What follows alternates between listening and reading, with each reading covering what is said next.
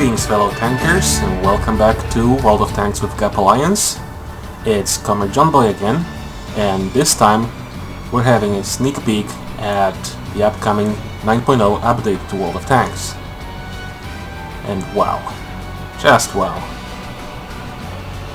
The first thing that strikes us right now, right here, is the new garage, the new hangar.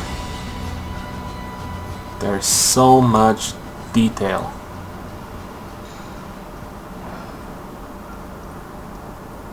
Number one upcoming feature that most of us were looking forward to were of course the HD tank models. Obviously not everything is done yet. Only a few of them have been implemented in the game so far. But just look at the detail on this T-54.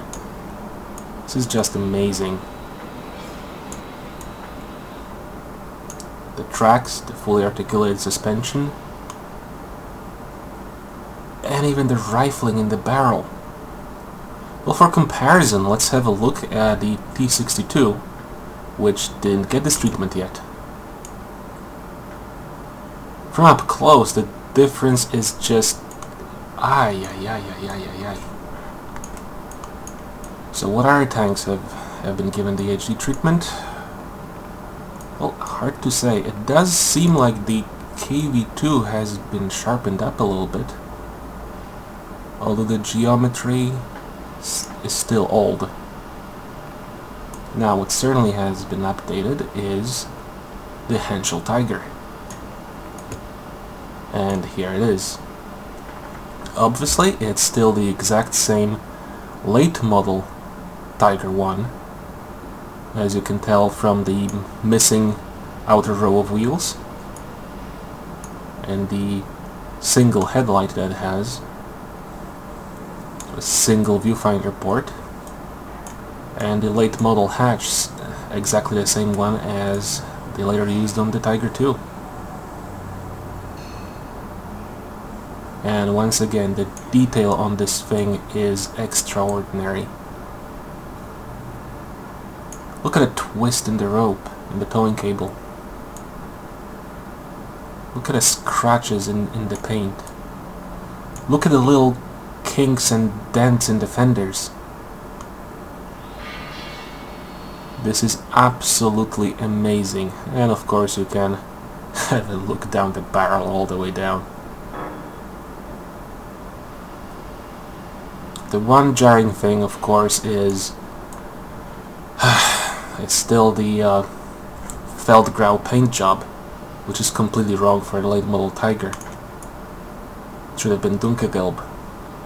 But sadly, Wargaming insists on keeping the same paint color for all the tanks throughout the German range. Anyway, moving right along, the next tank that has been updated with the HD treatment is the M4 Sherman. Wow, look at this baby.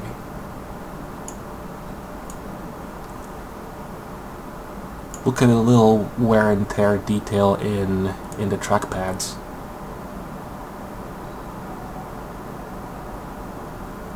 All the subtle nuances in the surface of the armor. The little dents, the little casting imperfections. That is simply extraordinary. Now, there have been some significant changes to the German tech tree. The most striking thing is that we no longer have just one Panzer IV at Tier 5. Because, as you're about to see, there's now 3 of them! There are 3 different Panzer IVs. The one at Tier 5 became a Panzer IV Ausf H, now complete with its side skirts. So it's not just the turret, the hull has the side skirts, as it should. And there's a lovely detail added to the top of the turret, an MG34 in an anti-aircraft mount. So the other Panzer IVs is the Panzer IV Ausf D, which is now in Tier 4. So how is it different? Well, it mounts a slightly shorter gun with less penetration, but that's hardly noticeable, especially since it's a tier lower. The only real significant difference is it severely lacks in armor. It only has 30mm of armor up front, 20 on the sides. Same for the turret. It's a really big difference compared to the 80mm of armor on the Ausf H. Still, it sports pretty much the same gun and same mobility, a tier lower. And I would have to say it's downright overpowered. So let's see how it performs.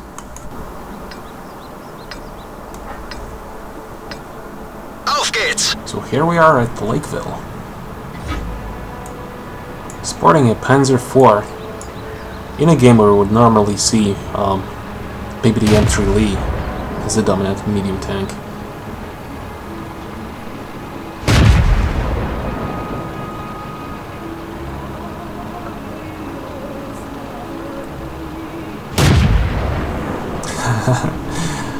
You can see people trying to break buildings. Well, I guess they weren't really keeping up to date with the news that the Havoc physics has been postponed. So you can't really wreck all the buildings just yet.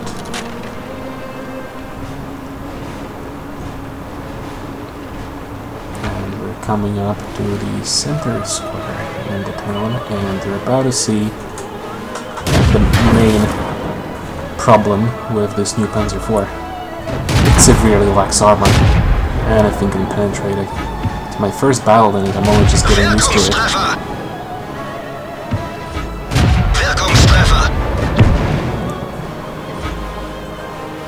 Mind you, the gun it has is amazing for a tier.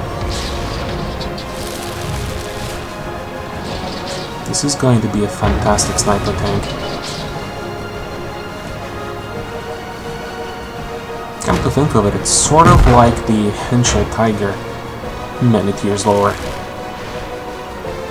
And of course, it's a medium tank, a lot faster.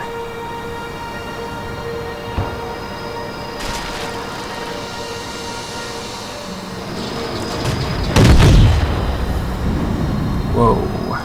And here, yes, here we've come face to face with the new Stug. Das muss wehtun.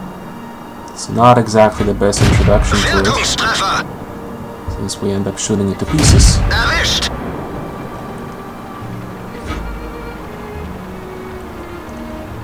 Had it been able to point that gun at me, it would have been instant death. Both the Panzer IV and the Stug III are going to be severely overpowered for this tier. I'm expecting there will be some nerfs coming, but right now they're amazing.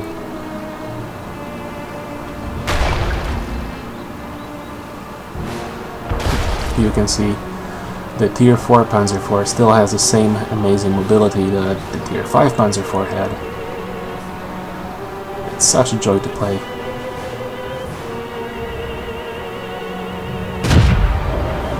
And as usual, I'm just a little bit too slow. Oh well. I'm just fooling around on the test server anyway.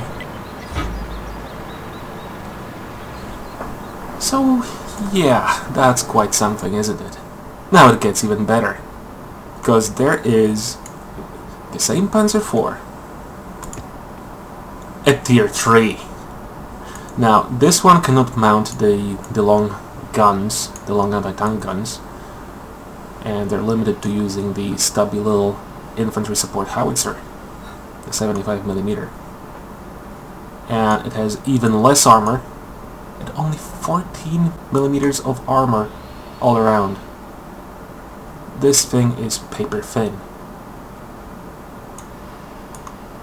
Mind you, it's still a Panzer IV, it still has a semi-decent gun, well, perfectly decent for tier 3, and likely has same amazing mobility of all the Panzer IVs, all the way down at tier 3.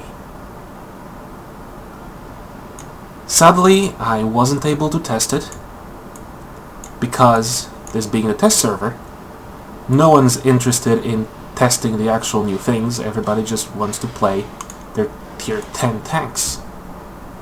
Because obviously, the test server is not for testing, but instead it's the only chance scrub little kids will have in their lifetime to play tier 10 tanks. Of course, everybody's just derping around in Waffenträger E100s. Sadly, despite all the trying, I was never able to get a game in this.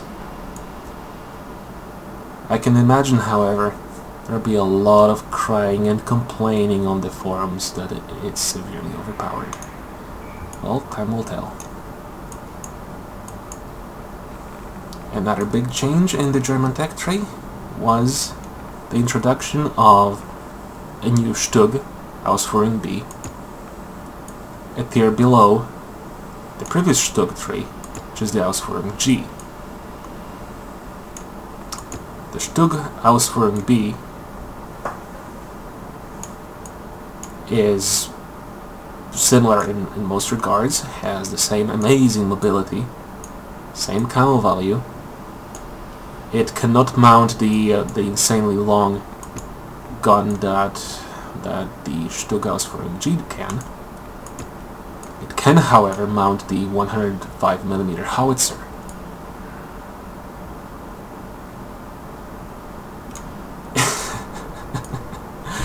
And the result is a troll-tastic little tank destroyer, which combines the Hetzer's one-shot kill ability at the same tier with a much faster and more agile hull.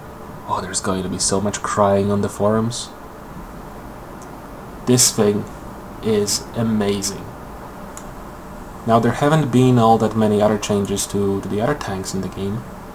I'm assuming there will be a lot more done for the final release of 9.0. Now, one thing that I've noticed, the M24 Chaffee has lost that ridiculous oversized turret.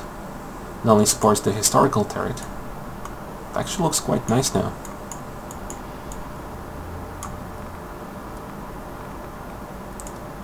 And those who have been waiting for the split in the KV-1S, well, I'll have to disappoint you.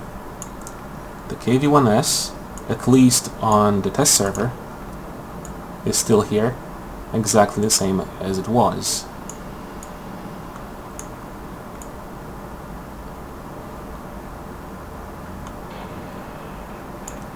Now, I don't like speculating what the split is going to be exactly, but I do see a lot of people suggesting that it'll be split in the KV-1S and KV-85 on one line and the KV-122 on the other. Guys, that makes absolutely no sense. The KV-122 is a KV-85, the same IS turret, armed with a different gun in it. So it's only natural that they are the same tank in the game. It's only the KV-1S that is its own little thing, completely separate from the KV-85. And the main difference is those tanks use an entirely different hull. Now, what we're seeing here is a completely impossible hybrid of a KV-1S hull with an IS turret on it. And there is no way this would have worked in real life. Because the KV-1S has the same turret ring as the basic KV-1 and KV-2.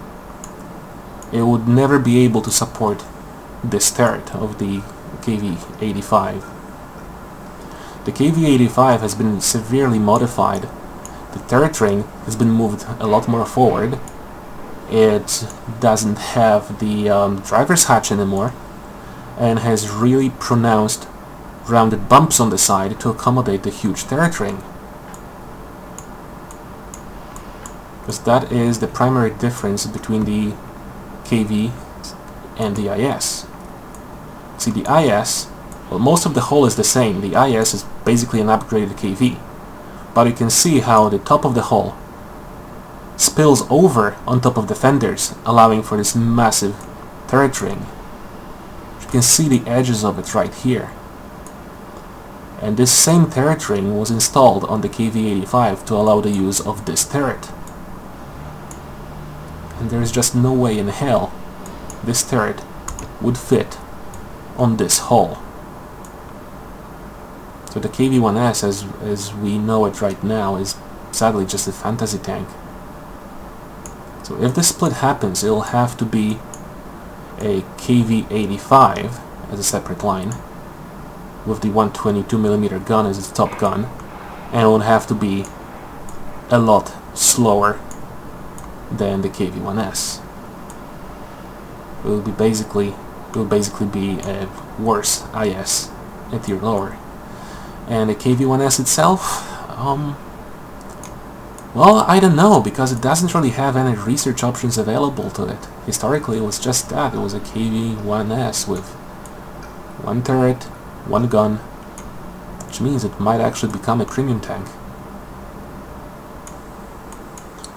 Now, obviously, there is a lot more changes in 9.0, especially the highly anticipated historical battle mode, which is probably the best thing that happened to World of Tanks since the physics update.